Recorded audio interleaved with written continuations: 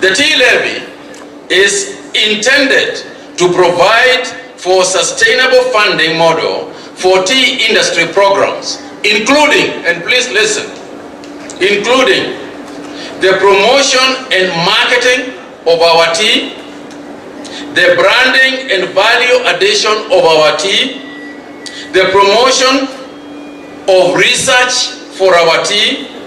the quality assurance and the effective regulation in order to enhance the competitiveness of Kenya's tea industry.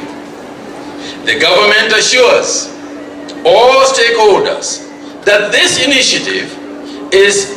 not intended to impose unnecessary burdens on tea farmers or businesses, but rather is intended to ensure that some of the proceeds from tea exports are plowed back